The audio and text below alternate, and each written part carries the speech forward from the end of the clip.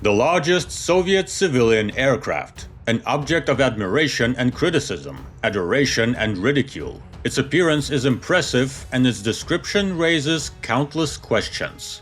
Hello aviators, Sky here, and today we meet the first Soviet wide-body airliner and one of the most unusual in its kind. I present to you the IL-86.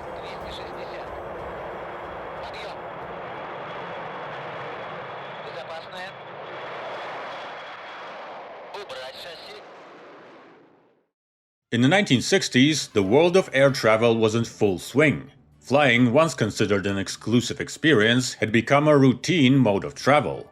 But it was also in full swing in a bad way. The infrastructure couldn't keep up with the growth of traffic. And it wasn't even the crowds of passengers in the terminals that were the problem. Hundreds of planes were crowded outside, on the ground, and in the sky. Airways began to resemble highways on land, with traffic jams and delays. This was inconvenient, uneconomical, and downright dangerous. The slightest mistake could lead to disaster. Naturally, the situation was not a happy one, and solutions had to be found. There were many ideas. Enlarge airports, increase their capacity, increase aircraft speed so fewer would be needed, or increase the size of aircraft. The first option developed naturally, but it wasn't a solution. Upgrading airports or even building new ones by the dozens and hundreds is, to put it mildly, an expensive undertaking. The second option was realized, giving birth to the supersonic Tu-144 and Concorde, but as we know, it wasn't a solution either. A third option emerged. Increasing the size and capacity of aircraft allowed for the transportation of many more people at once, requiring fewer planes, significantly reducing the load on airfields and air routes. Furthermore, increasing the number of passengers per flight improves the profitability of operations, which is important for airlines. Yes, this option is called a wide-body airliner, a huge aircraft with a wide cabin, 2 aisles, and a capacity for several hundred passengers. In 1969, Queen of the Skies, the Boeing 747, took flight. Not only a pioneer of a new era, but also a record breaker, a 4-engine, double-deck, long-range giant.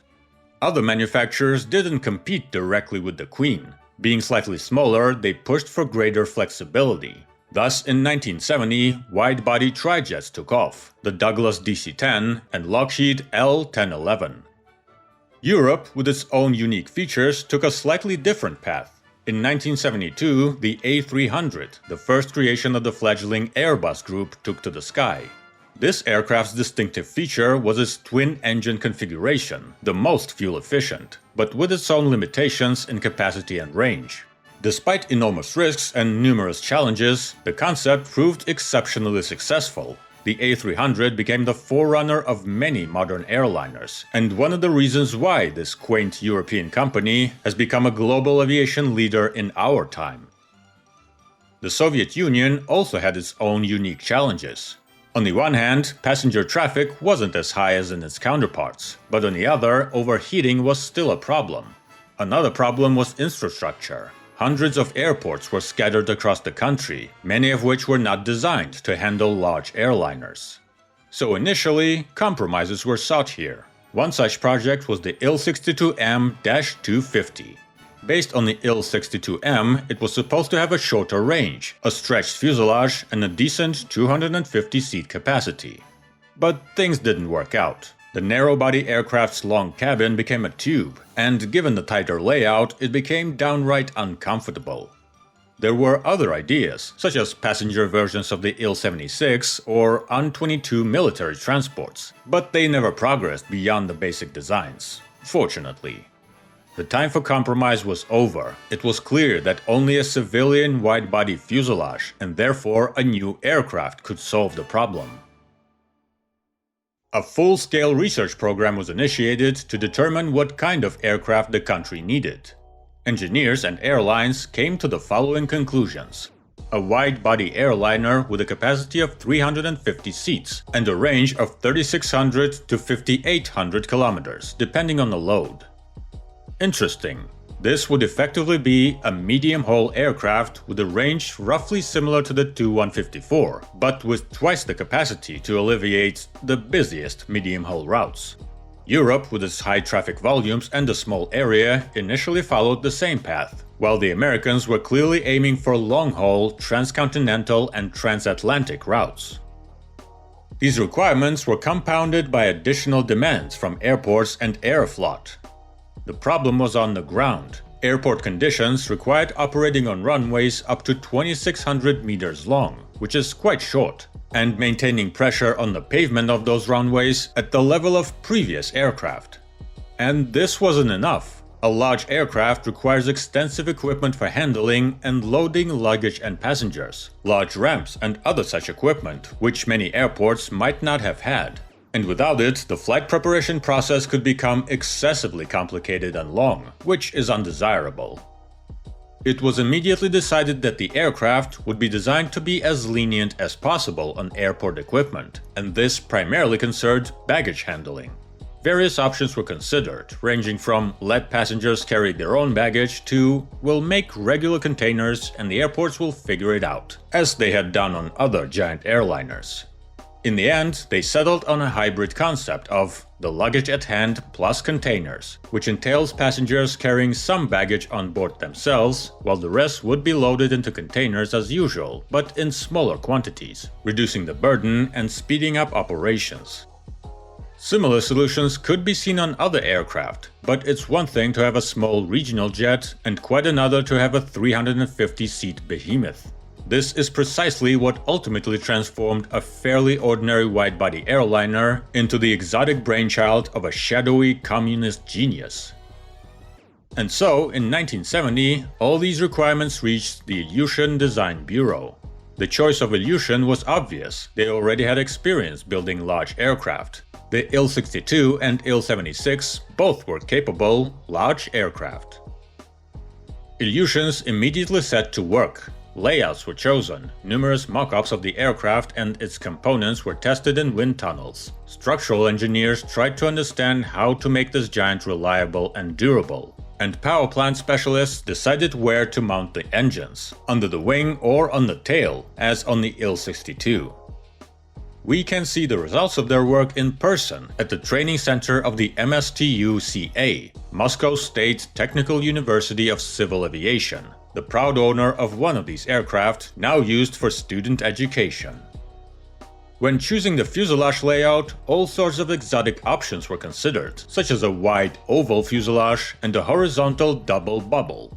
These looked impressive, but they were risky, would have required enormous costs, and offered no significant benefits. A double-deck option was also discarded. The required capacity was less than that of the Boeing 747, and especially than that of the A380, and without it, all these humps and second decks were pointless. Eventually, a conventional single-piece circular fuselage was chosen, with a diameter of 6 meters and 8 centimeters, smaller than the Boeing 747 and slightly larger than the DC-10 and L-1011. These dimensions provided decent interior volume, comfort and layout flexibility. The fuselage, however, was still quite long, almost 60 meters, longer than any wide-body aircraft of the time, again with the exception of the Boeing 747. The wing was quite a toil. The overall low-wing configuration was chosen right away, it was clear, but the aircraft needed to have a high cruising speed and a low takeoff and landing speed. This presented a challenging task for the designers. The solution was a 48-meter span wing with a decent sweep angle of 35 degrees, designed for high-speed cruise. Advanced high-lift devices ensured the aircraft remained stable at low speeds. Large flaps, equally large leading-edge slats, plus a full complement of spoilers and ailerons. To improve the efficiency of the solid leading-edge slats, the engines were even positioned slightly lower to move the pylons out of the way, and small fins were added to the upper wing to stabilize the airflow. The aircraft's tail unit is a single fin with a horizontal stabilizer and a full complement of control surfaces. Everything is certainly large, but classic, nothing particularly exotic. Thanks to the fin, the aircraft's height reached 15.8 meters. Since we're talking about the wing, let's also talk about its contents, the fuel tanks. There are 6 of them, and they hold the entire reserve. This is generally accepted. But actually, the IL-86 has another tank in the center section, but it has a nuance. It's usually not filled, but used for fuel transfer, balancing the aircraft's center of gravity, and other such things. Full tanks hold 88 tons of jet fuel, enough for a 3,800 km flight with a full load and 5,250 km ferry trip. By the way, in the video about the IL-62, my comment about the IL-96 replacing the IL-62 raised the question, what about the IL-86? The fact is, the IL-62 was a long-haul aircraft with a range of 10,000 kilometers. The IL-86 was a medium-haul aircraft and was more likely to compete with the Tu-154 than the IL-62. The IL-86's maximum takeoff weight reached 215 tons, and this presented a challenge for the landing gear designers. It had to not only support this weight, but also exert pressure on the airfield pavement, roughly the same as the Tu-154, which was half the weight and, it's worth noting, was also quite the off-roader. The weight needed to be distributed over a large area, which meant more wheels. So to the standard tricycle setup, a fourth leg was added in the center. The nose gear is two-wheeled, while the three main gears are four-wheeled. The IL-86 received the most powerful landing gear of any wide-body airliner of the time, with the exception, of course, of the Boeing 747.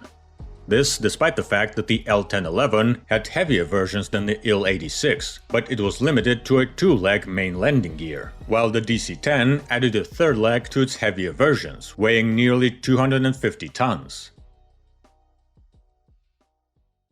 One of the main challenges facing the IL-86 designers was its power plant. In aviation, it's often said that an aircraft is built around its engine, and for the competitors that was generally true. If you look at the power plant descriptions of all the wide-body airliners of that time, you'll see the same names: Pratt & Whitney JT9D, General Electric CF6, and Rolls-Royce RB211. These large turbofan engines generated enormous thrust for the time, and thanks to innovative solutions and a high bypass ratio, were also quite fuel efficient. And the Soviet Union didn't have such engines. The first domestically produced large turbofans like the D-18 or PS-90 only appeared in the 1980s, and the Ilyushin couldn't wait 10 years for them. They had to work with what they had. Even during the design stage, the engineers focused on the D-30KP engine, which they had already installed on the IL-76.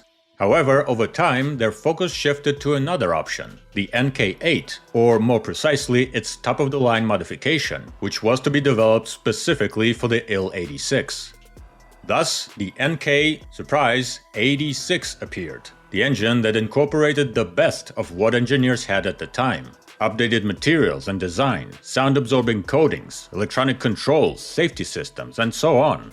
Moreover, reliability issues with the conservative design were not expected. Aviators had suffered greatly with the first generation of large turbofans.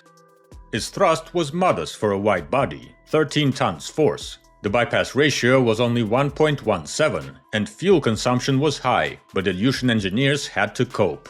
A compromise, of course, but there weren't many options. 4 engines were mounted on pylons under the wing. Given the relatively small cross-section of these barrels, this gave the engineers some flexibility. They could make the pylons larger and mount the engines higher to minimize the risk of foreign object ingestion. The combination of the airframe and power plant performance gave the aircraft impressive flight performance. A service ceiling of 12 kilometers, a cruising speed of 900 kilometers per hour, and a maximum of 950 kilometers per hour. Most modern aircraft don't fly that fast, although older aircraft still chasing speed records could. Of course, to provide additional power, the VSU-10 auxiliary power unit was installed in the tail. The aircraft's flight control system, as befits the Ilyushin design, combined healthy conservatism and advanced design. The IL-86 features 4 independent hydraulic systems and very decent automation. All this hydro booster mechanical beauty leads us into the nose of the aircraft to our favorite spot, the cockpit. From the outside, the wide, minimalist glazing, instead of complex assemblies with a bunch of small windows, immediately catches the eye, a modern solution. The cockpit is large and spacious. Considering the aircraft's size, it even feels a bit empty. The crew consists of 4. 2 pilots, navigator on the left, and flight engineer on the right. Generally speaking, it's a standard setup for the 1970s. The seats are comfortable and adjustable, and the rear pair even slides on rails from their stations to the center console, for instance when the flight engineer's input is needed. Avionics, a scattering of switches, toggles, and analog indicators for every need. The designer's special pride is the digital navigation system, which has significantly simplified the crew's work and, with upgrades, freed up the navigator's place in the cockpit. A pair of large yokes are mounted in front of the pilots. Well, enough beating around the bush. It's time to talk about what directly affects passengers. The luggage at hand plus containers concept and the plane's overall autonomy made traveling quite an unusual experience. The IL-86 has its own retractable airstairs in the lower fuselage. It's a rare practice, but still it happens. This can be seen, for example, on low-cost airlines, which also use them to reduce boarding time and be independent from the airport's infrastructure. We approach one of these airstairs and descend to the lower deck, where we found ourselves in a room with racks where we store our luggage. After that, we climb a large staircase to the upper deck, into the passenger cabin. It looks cool. You immediately realize you're in a huge airplane. There are 3 airstairs, which means 3 rooms with racks and 3 staircases. Meanwhile, the regular baggage compartments for containers, albeit small, remain. The same applies to the upper passenger doors. There are 8 of them, 2 standard ones in the nose and tail, and 2 closer to the wing, emergency ones. So let's say the usual access is also possible, through the airstrip or via the airport ramp. The upper deck is almost entirely occupied by the passenger cabin, divided into 3 sections, each accessible by its own staircase from below. The standard cabin configuration is 2 aisles, with 6 seats in a 2+2+2 layout in luxury, and 9 seats in a 3+3+3 layout in the tourist cabin. Yes, luxury and tourist are the Soviet versions of the business and economy class, more or less the same as similar aircraft. Meanwhile, the wider fuselage, and therefore the cabin, allowed for slightly wider aisles, making boarding and disembarking faster and more convenient. Depending on the configuration, capacity could vary from 234 to 350 seats, as originally planned. One detail that seems unusual today is the cabin's clear ceiling, without the middle hand luggage compartments. In fact, this was common practice on wide-body airliners of the time. Visual volume was greater, and people mostly checked their luggage rather than carrying it into the cabin. Later, of course, luggage became more expensive and there was more of it, so the central bins we know today were also added. In terms of amenities, there are 3 wardrobes near the stairs, 2 lavatories in the bow, 6 more in the tail, plus 2 small galleys. And when you look at these galleys, you might wonder, 2 tiny rooms with a bunch of small drawers and sinks. But where's the food for 350 people, not counting the crew? The IL-86's forward galley is 2-story. Yes, you can go downstairs and find yourself in a room where all the in-flight meals are stored and prepared, loaded onto trolleys and sent upstairs in special elevators. The tasty cargo is also delivered here from outside through its own door. The staircase here is of course simpler than on the Tu-114, but it all works more efficiently. There are many more people to feed, and there's plenty of freed up cabin space. The IL-86's sheer size is clearly noticeable here. Through the service doors, you can easily explore the entire lower deck, the kitchen, instrument and baggage compartments, even in flight. The only unreachable part from here is the center section, which is occupied by the main landing gear base, the central fuel tank, and a number of onboard systems. Although, I don't know, maybe it is possible to get there, but I decided to adhere to the rule of, you know, not sticking my head into the air conditioning system. But it's quite dark here. Numerous companies in both the USSR and the Eastern Bloc countries participated in the development of the IL-86. For example, some components were manufactured by the Polish PZL Mielec, which is now part of Lockheed Martin. The prototype was completed in 1976 and made its maiden flight on December 22nd. The aircraft immediately demonstrated excellent performance and in the summer of 1977 departed for the Paris Air Show. Subsequent testing was extensive, but without any major problems. It concluded in 1980, when the IL-86 was certified and finally entered passenger routes. Serial production was established at the Voronezh aviation plant, which reached its peak output of 10 aircraft in 1985. Demand was there and it had to be met. The first steps were successful. The aircraft's undemanding nature and the luggage-at-hand concept proved their worth. The airliner quickly established itself, and airports began operating it with only minor upgrades. Colleagues handling foreign giants had a more difficult time in this regard. The Queen demanded royal treatment. The size also played a role. The full-sized wide-body airliner was far more comfortable than any other Soviet aircraft. Its economic performance also improved. The increased passenger capacity reduced operating costs. By the way, Ilyushins have once again proven their ability to build reliable and safe aircraft. Over the course of its service, the airliner suffered only 6 incidents, 2 of which resulted in fatal crashes. Only one, in 2002, can be attributed to the aircraft itself, when it crashed shortly after takeoff, thankfully during a ferry flight without passengers.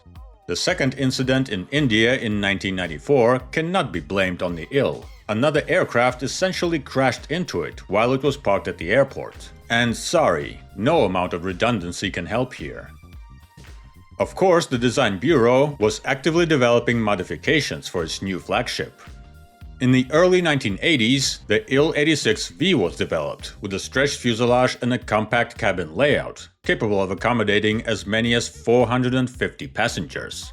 A semi-mythical project, about which there is more speculation than actual information. But that's not so important, it never materialized.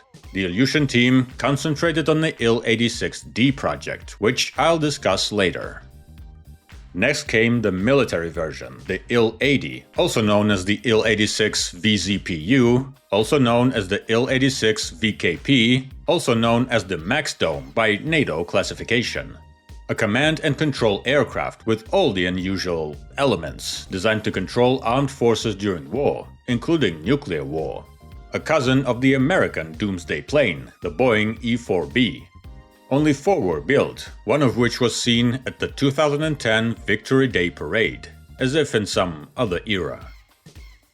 The IL-86 was quickly offered for export to friendly countries. They were slated for delivery to Poland and East Germany. But the work dragged on until the late 1980s, and then airlines decided not to buy them, clearly favoring Boeing and Airbus creations. During the Soviet era, Aeroflot remains the sole operator of the IL-86, and the only export shipment from the newly formed Russia were the 3 aircraft sent to China in the early 1990s. The collapse of the USSR dealt a severe blow to the aviation industry. The IL delivery dropped to a handful, and in 1997, production ended with 106 units, including both serial planes and prototypes. The planes suddenly found themselves in the fleets of numerous airlines, fragments of Aeroflot, in various countries where they continued to fly on busy and charter flights. In fact, one of these airliners once became the first plane to lift me into the sky. And even then it was clear that the IL-86's time was over.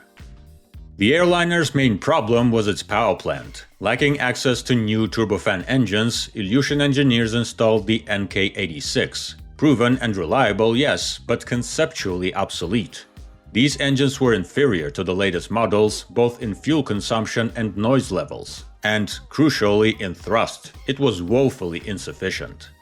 The NK-86 had the thrust of 28,600 pounds force, meaning the 4 engines combined produced 114,400 pounds force. For example, the RB211 engines from the L-1011 produced a whopping 50,000 pounds force. Even though there were 3 of them, the total thrust reached 150,000 pounds force, a third more, while the difference in weight between the airliners was relatively small. The thrust-to-weight ratio deficit prompted a joke among aviators that the IL-86 only takes off because of the curvature of the Earth. But jokes aside, it's clear that the Ilyushin team was forced to create this enormous aircraft under severe and numerous restrictions. And there were also requirements to reduce runway length and pavement pressure, and that meant more powerful high-lift devices and landing gear, which also weighed a fair bit. Some tricks had to be employed. I fully admit that the luggage at hand plus containers concept arose not only from the need to simplify aircraft maintenance, but also from the initial understanding that the 350-seat aircraft, created using the conventional design with large baggage compartments and fuel tanks on the lower deck, would be prohibitively heavy. And even with all the foresight of the engineers, the aircraft still had operating limitations, for example in hot and high conditions. Therefore, in southern regions, they tried to fly in the morning or evening when it was cooler, or with a reduced load, otherwise they risked overrunning the runway during takeoff. The irony was that over time, this problem was solved by making the runways longer. But by then, the concept itself had lost its relevance. The equipment had also become available, and airports could handle everything themselves. The IL-86 found itself in a situation where its bonuses were no longer particularly useful, and all the retractable ramps, baggage rooms and stairs still needed to be carried around. I'll immediately answer the question that might arise when describing the aircraft's fuel system. Why is the tank in the center section usually left empty? Yes, again, due to thrust limitations and, consecutively, takeoff weight. With a full payload, it was simply impossible to completely fill the tanks. The plane just wouldn't take off. They had to balance the load within the allotted 215 tons. Combined with the engine's gluttonous fuel consumption, this impacted range. Yes, the airliner was originally conceived as a medium-haul aircraft, but frankly, 3,800 kilometers isn't a significant range for such a colossus. Airbus's medium-haul wide-body concept also didn't quite work out, but they managed to increase the range through improvements and increased engine thrust. One might of course ask why the Ilyushin team didn't modify it in the same way. Didn't they understand all this? They understood it perfectly well. Back in the 1970s, when the IL-86 was still being developed, they were already developing the IL-86D, which was intended to become a fully fledged long-range aircraft, and ultimately replace the IL-62. But new engines were still unavailable. It wasn't until the late 1980s when it received its fiery heart, the PS-90A. This aircraft was finally born, and it's still flying. Yes, the IL-86D is the IL-96. The 86's life was drawing to a close. It was efficient in the Soviet economy. Even in the 1990s, airlines continued to fly it, but only until they could replace it with more efficient machines. And at the beginning of the 21st century, when noise regulations were tightened, the aircraft became even more difficult to fly. It was too loud. Thus, its use ceased. In January 2011, an IL-86 made a charter flight to Turkey, returned home, and that was it. It has not flown commercially since. Nowadays, only command and control aircraft can be seen in the skies. Well, the Il-86 is undoubtedly a landmark aircraft for Soviet civil aviation. It had its strength, the result of the designer's engineering achievements, and its weaknesses, largely the result of technological limitations of the time. In any case, it has no shortage of originality. Walking around this colossus is quite an unusual experience. Thanks to the MSTU-CA team for allowing me to get acquainted with this giant in person. And you, enthusiasts of aviation, big and small, let me know what you think of this Soviet flagship. Fast flights in comfortable planes, and soft landings to you.